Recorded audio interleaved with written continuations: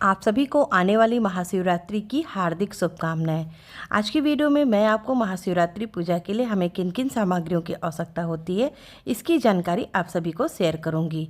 श्री शिवाय नमस्तुभ्यम, हर हर महादेव। आप सभी का मेरे चैनल पर बहुत बहुत स्वागत है। फागुन मास के कृष्ण पक्षी चतुर्दशी को महाशिवरात्रि मनाई जाती है। धर्मशास्त्र के अनुसार जिस दिन अर्धरात्रि में चतुर्दशी हो उसी दिन शिवरात्रि का व्रत करना चाहिए। हिंदू धर्म में महाशिवरात्रि का पर्व बड़ा ही महत्व है। इस दिन विधिवत आदिदेव महादेव की पूजा अर्चना करने से सभी मनोकामनाएं पूर्ण होती हैं व कष्टों का निवारण होता है।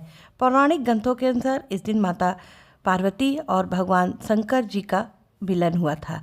वहीं ईशान संहिता के अनुसार फागुन मास की चतुर्दशी तिथि को भोलेनाथ दिव्य ज्योतिर्लिंग के रूप में प्रकट हुए थे। शिवरात्रि महात्म्य में लिखा है कि महाशिवरात्रि से बढ़कर कोई दूसरा व्रत नहीं है।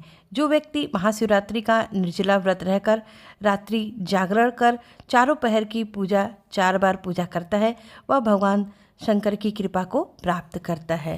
अब आइए जानते हैं महाशिवरात्रि की पूजन में हमें किन किन सामग्रियों की आवश्यकता पड़ती है। महाशिवरात्रि की पूजन सामग्री यदि पूजा से पहले हम व्यवस्थित करके रख लेते हैं तो पूजन करने में हमें बड़ी आसानी होती है। यदि आप शिव मंदिर जाकर महाशिवरात्रि का पूजन कर रहे हैं तो कोई बात नहीं, लेकिन यदि आप घर में महाशिवरात्रि का पूजन कर रहे हैं तो आपको सबसे पहले एक चौकी या पाटा की आवश्यकता होती है जिस पर आपको यह पूजन संपन्न करना होता है। क्योंकि महाशिवरात्रि की पूजा एक बड़ी पूजा होती है तो चौकी पर बिछाने के लिए हमें एक पीला या सफ़ेद रंग का वस्त्र लगना है। इसके बाद शिव परिवार की मूर्ति या फोटो आपको ले लेना है। महाशिवरात्रि शिव की रात्रि का त्यौहार है। इस दिन शिव जी की विशेष पूजा अर्चना करने का विधान है। इस दिन शिव जी का अभिषेक करने के लिए हमें शिवलिंग लेना है। यदि आपके पास शिवलिंग है तो आप वो ले लें, यदि नहीं है आपके पास तो इस दिन पार्थिव शिवलिंग बनाकर शिव जी का अभिषेक पूजन जरूर करें। इसके बाद हमें पूजन के लिए पूजा थाली में किन किन सामग्रियों को रखना है उसको देख लेते हैं। सबसे पहले हमें एक अखंड ज्योति के लिए एक दीपक ले लेना है। कोशिश करें महाशिवरात्रि के दिन आप 24 घंटा वाला दीपक प्रज्वलित करें। दीपक देसी घी का होना चाहिए। इसके बाद माचिस, धूप बत्ती और कपूर को थाली में रखेंगे। एक जनेऊ तथा कलावा लेंगे। आप चाहे तो वस्त्र भी रख सकते हैं। भोलेनाथ जी को बागंबर वस्त्र समर्पित किया जाता है और ये वस्त्र आपको मार्केट में आसानी से मिल जाएगा। भोले बाबा को समर्पित करने के लिए अष्टगंध चंदन और लाल चंदन ले लेना है। इसी के साथ इत्र रखेंगे। इत्र जल से बाबा का सुंदर अभिषेक भी कराया जाता है और बाबा को लगाया जाता है। इसी के साथ हम सिंदूर रखेंगे। माता पार्वती और भगवान गणेश जी को समर्पित करने के लिए यहाँ पर मैंने पीला सिंदूर अपनी पूजा थाली में रख लिया है। इसके बाद पूजा थाली में हम रखेंगे भस्म। बाबा भोलेनाथ को भस्म अति प्रिय है तो यहाँ पर मैंने पूजा थाली में भस्म को रख दिया है। इसके बाद हम लेना है गुलाब जल।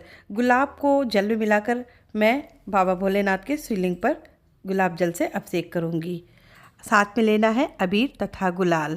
बसंत पंचमी के बाद से हम फागुन माह में सभी व्रत त्यौहार में अबीर तथा गुलाल का प्रयोग करते हैं। यहाँ पर मैंने 2 कलर के गुलाल लिए हैं, एक पीला और एक गुलाबी रंग का। साथ में हमें लेना है अक्षत। अक्षत आप टूटा हुआ ना लें, साबुत अक्षत रखें।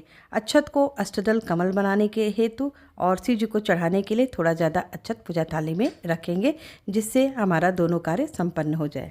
धन संपदा की वृद्धि के लिए जब तक मार्केट में कमल का फूल मिले तब तक भोलेनाथ जी को कमल का फूल चढ़ाना चाहिए। कमल का पुष्प जब मार्केट में ना मिले तो कमल गट्टे के बीज को 1 लोटे जल में भिगोकर उसी जल से बाबा का अभिषेक करने से कमल के पुष्प चढ़ाने का फल प्राप्त होता है। तो यहाँ पर मैंने एक कमल गट्टे का बीज लिया है और काला तिल लिया है। इसके बाद शिवलिंग पर चढ़ाने के लिए यहाँ पर मैंने सतंजा लिया है। सतंजा का मतलब होता है 7 तरह का अनाज। बाबा भोलेनाथ के शिवलिंग पर 7 तरह के अनाज चढ़ाने का भी विधान है। मुख शुद्धि के लिए लौंग तथा इलायची और एक पान का पत्ता लिया है। पूजा में दक्षिणा समर्पित करने के लिए हम कुछ द्रव्य अपनी पूजा थाली में रखेंगे। तो अपने सामर्थ्य के अनुसार आप कुछ द्रव्य पूजा थाली में रखें। महाशिवरात्रि के दिन रुद्राक्ष की माला से शिव मंत्रों का जाप किया जाता है। तो आपके पास यदि रुद्राक्ष की माला है तो आप उसे अपनी पूजा थाली में रख लें। यदि नहीं है तो आप शिव जी पर 108 बार अक्षत समर्पित कर शिव मंत्रों का जाप कर सकते हैं। शिव चालीसा पढ़ने के लिए शिव चालीसा की पुस्तक को रख लें। पूजा में गंगा जल जरूर रखें क्योंकि बाबा को गंगा जल से विशेष अभिषेक कराया जाता है। इसी के साथ अभिषेक के लिए तथा कलश स्थापना के लिए 2 लोटा शुद्ध जल चाहिए। शिव जी को अभिषेक कराने के लिए पंचामृत जरूर रखें। पंचामृत दूध, दही, घी, शक्कर, शहद इन 5 चीज़ों को मिलाकर बनाया जाता है। आप चाहे तो पंचामृत को एक साथ मिलाकर बना लें या फिर इन 5 को अलग अलग करके शिव जी पर चढ़ा सकते हैं। यदि आप पंचामृत नहीं बना सकते तो गाय के कच्चे दूध से भी अभिषेक कर सकते हैं। यहाँ पर मैंने गाय का कच्चा दूध ही लिया। महाशिवरात्रि बड़ा पूजा होता है। इस दिन हमें छोटा सा हवन जरूर करना चाहिए। इसके लिए हवन का एक पात्र ले लें। गाय के उपले हो या आम की लकड़ी, आप उसको ले लें। हवन सामग्री और घी ले लें। महाशिवरात्रि शिव की रात्रि का दिन होता है। यह एक बड़ा पूजा का दिन होता है। आप चाहे तो कलश की स्थापना कर सकते हैं। इसके लिए हमें आम के 5 पल्लव कलश में डालने के लिए लौंग, इलायची, फूल, सिक्का, सुपारी, हल्दी की गांठ और थोड़ा सा अक्षत ले लेना है। 5 पल्लव आप अशोक के या फिर आम के पत्ते ले सकते हैं। बिना कलश स्थापना के भी आप महाशिवरात्रि का पूजन कर सकते हैं। कोशिश करें महाशिवरात्रि के दिन शिव जी को उनके प्रिय पुष्प जरूर अर्पित करें। प्रिय पुष्प जैसे कनेर का फूल, धतूरे का फूल, मंदार का फूल, आंकड़े का फूल, पारिजात का पुष्प, अपराजिता का पुष्प, कमल, गुलाब, गेंदा का पुष्प, सरसों का पुष्प आदि ये सब पुष्प महादेव जी को अति प्रिय हैं।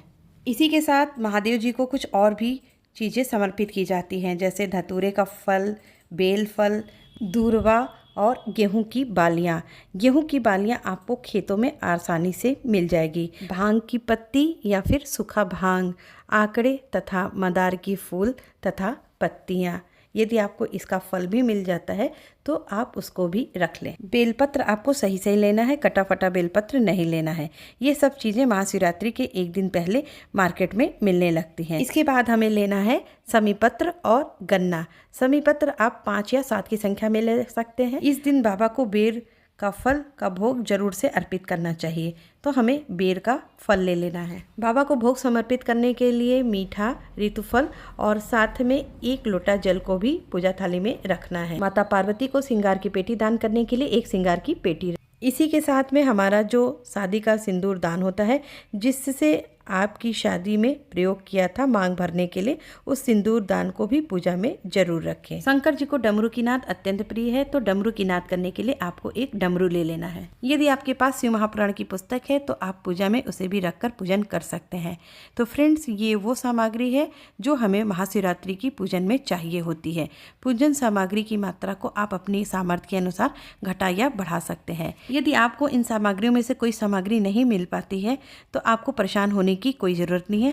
आप शिव जी को केवल 1 लोटा जल, 1 बेलपत्र और 1 अक्षत का दाना समर्पित करके भी आप महाशिवरात्रि की पूजन कर सकते हैं। मैंने अपने चैनल पर महाशिवरात्रि पूजा विधि और महाशिवरात्रि व्रत कथा का वीडियो अपलोड कर दिया है। आप चैनल पर विजिट करके वीडियो को आसानी से देख सकते हैं। तो उम्मीद करती हूँ वीडियो आपके लिए उपयोगी होगी। तो मिलते हैं अगली वीडियो में, तब तक के लिए श्री शिवाय नमस्तुभ्यम। हर हर महादेव।